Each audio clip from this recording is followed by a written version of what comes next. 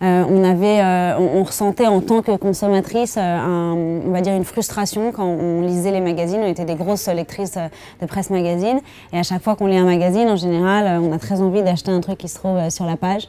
On a trois choix, soit on essaye désespérément de s'en souvenir mentalement, généralement au bout de 30 minutes on oublie, soit on déchire la page et on la laisse dans un sac et ça finit en boule, soit on prend une photo qui se perd dans un flux d'appareil photo de son téléphone. Alors sélectionniste, notre mission c'est de permettre à toutes les lectrices et aux lecteurs de presse magazine de pouvoir retrouver un produit qu'ils ont vu dans un magazine.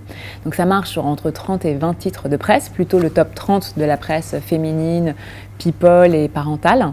Donc quand on cherche à retrouver un produit qu'on a vu, donc là on a deux solutions. On a à la fois un site web, qui est un site sur lequel on a un moteur de recherche, où on tape quelques mots-clés comme jupe rouge vue dans Biba, Marie-Claire au Cosmo. Et puis on a également monté une appli mobile qui permet de faire exactement la même chose mais avec une photo. J'ai le magazine sous les yeux, je cherche à retrouver le fard à paupières que j'ai vu, je sors l'application sélectionniste, j'appuie sur le bouton flash, je flash la page du magazine, ça va me faire apparaître l'ensemble des produits qui sont présents sur la page sur laquelle je suis. D'un point de vue B2B, on travaille avec les annonceurs que sont les marques et les éditeurs pour leur proposer en fait d'optimiser leur print. Quand on est sur le web et qu'on va investir sur une campagne, on sait exactement ce qui va se passer en termes de clics, en termes d'engagement, en termes d'achat. Quand on est sur le papier, pas forcément. C'est pas un monde qui est data-driven.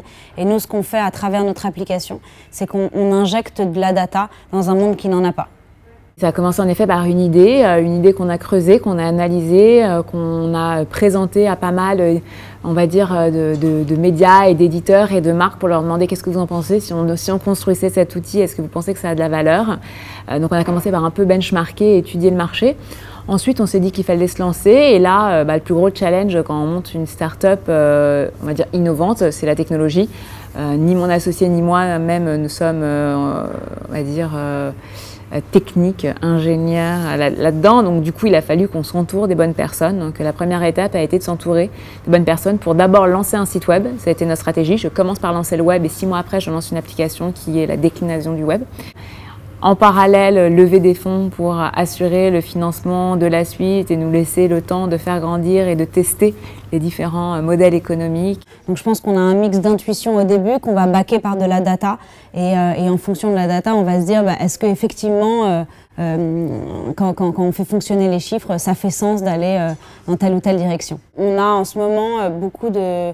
il y a une espèce de science autour de l'entrepreneuriat qui est en train de se construire avec un certain nombre de conseils et de méthodes. Je pense que c'est super parce que ça donne envie d'entreprendre et c'est hyper important. Mais on oublie souvent le côté très humain de l'entrepreneuriat et en tout cas de l'entrepreneuriat à deux, c'est de se dire en fait c'est super d'être complémentaires et de ne pas forcément avoir les mêmes compétences. Au tout début, on a énormément de choses à faire, on a énormément de preuves et on a tout à construire, donc on va essayer de trouver des gens qui sont extrêmement autonomes aussi pour essayer d'avancer plus vite. Mais on essaye à chaque fois de s'entourer de gens qui, dans les quelques mois, vont pouvoir être autonomes. J'ai eu la varicelle à 31 ans, j'avais échappé jusqu'à présent. Ma mère avait eu beau me mettre en contact avec tous les enfants contagieux du monde. Il a fallu que j'attende de m'associer avec Tatiana, avec sa fille, chope la varicelle pour qu'un jour je me retrouve au bureau à commencer à me gratter et à arriver chez moi et que mon frère me dit mais tiens, ça c'est la varicelle. Et donc j'étais ravie, j'avais à l'époque un bébé de 4 mois qui a également eu la varicelle parce que c'est moi qui lui ai transmis et on était en pleine levée de fonds. Et donc j'ai fait mon closing de levée de fonds varicée guisée, quoi. Voilà. Ce qu'il y a d'extraordinaire dans l'entrepreneuriat, c'est aussi la possibilité d'être libre. On est beaucoup plus libre que finalement quand on est salarié. Moi, ce que j'aime bien en tant que femme, c'est que je pense que c'est aussi une superbe façon de conjuguer une vie de famille et une vie professionnelle. Et on a réussi en très peu de temps à faire nos preuves. Sans forcément être prédestiné à faire ça. Donc je pense que c'est aussi un bon exemple de on peut être deux femmes et y arriver tout en ayant une vie de famille très épanouie.